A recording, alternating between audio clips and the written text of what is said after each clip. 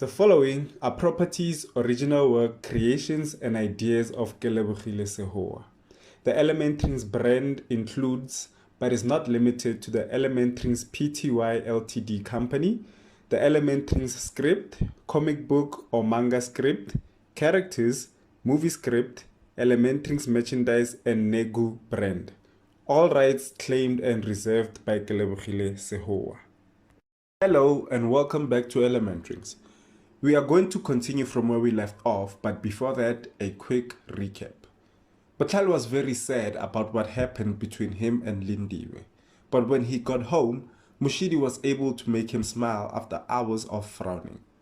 Before we continue, please check out the previous video so you can catch up and not be confused.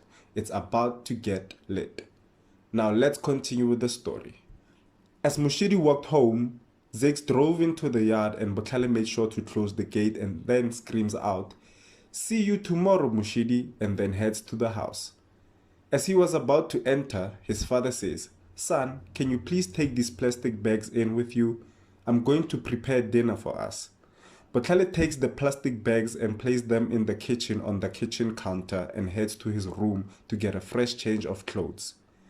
Zex enters the house and says, "Where are my smallest boys?"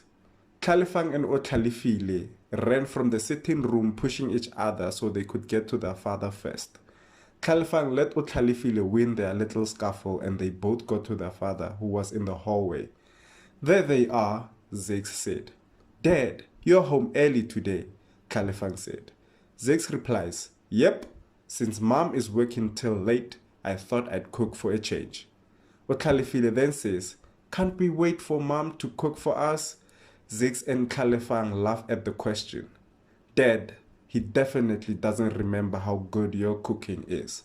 Show him who you are," Khalifang said. Zex looked at them both and smiled.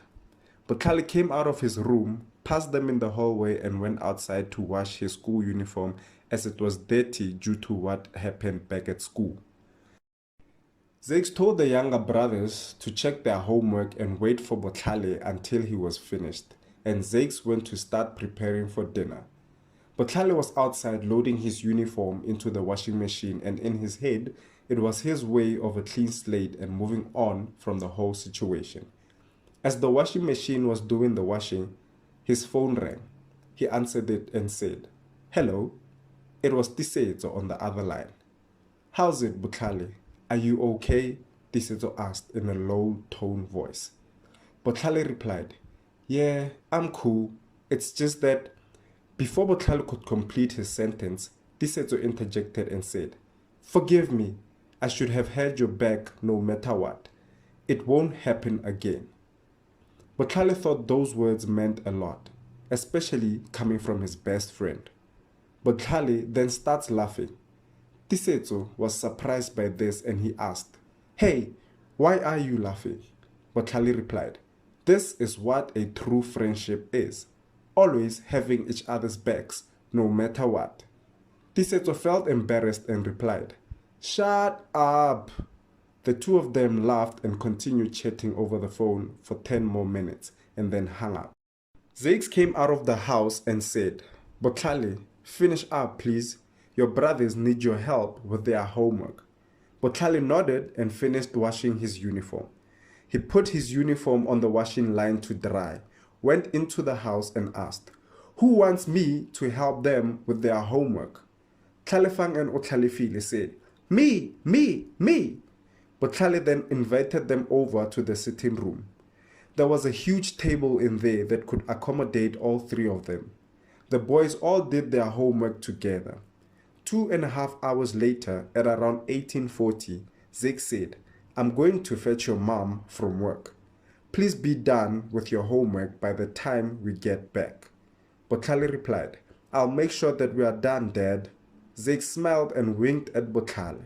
He exited the house, went to the car and started the engine, drove out of the yard and proceeded to drive to Matlohonolo's workplace. The boys did their schoolwork to the best of their ability until their parents came back home. It was now 1910. Matlohonolo was the first to enter the house. Zakes followed and immediately began preparing dinner. Utlalifile ran up to their mother and hugged her and said, "Mommy, big brother has a stomach cramp." Botlhale heard this and quickly said, "No, I don't." Tlalifang commented and said, "So it's that painful, huh? You've even forgotten that you told us that you had stomach cramps. I wouldn't want to be you right now." Botlhale chuckles as he remembered telling his little brothers that he had the cramps. "Well, I forgot because I'm feeling much better now," Botlhale said. Matlohonolo walked up to Botlhale and put her hand on his forehead and said, "You feel a bit hot, but if you say you're okay, I'm glad." Then Matlohonolo went to take off her uniform and she and Zakes helped each other to prepare the food. At about 20:25, the food was ready. The family enjoyed their meal while watching a soapie on television. Everyone finished their food except for Otlalifile as he was too full to continue and was now sleepy. "Botlhale dear, please take your little brothers and go bath," their mother asked. The boys did as they were instructed. After taking the bath, they went straight to sleep because they were scared of the wet cloth. Matlohonolo and Zakes did the dishes and they too went to sleep afterwards.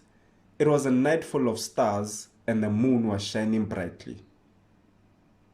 Up in those same skies and deep into space, 4 unidentified beings reside and each occupy a quadrant of the universe. They have the ability to communicate telepathically. This ability comes in handy because they are too far away from one another. One of them has noticed something rather disturbing and is itching to address the matter.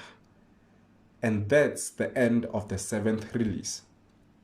As you all heard, Botlhale made peace with the incident from school and he and Tisetso were now cool. But then, at the peak of night, 4 unidentified beings started talking to each other telepathically. What will their conversation be about? Find out on the next episode of ElementRings. Be sure to turn on your notification bells so you don't miss the next release. And remember, don't be afraid to interact with one another or me in the comment section. That will help improve the overall experience of the story for all of us. Thank you for tuning in and bye for now.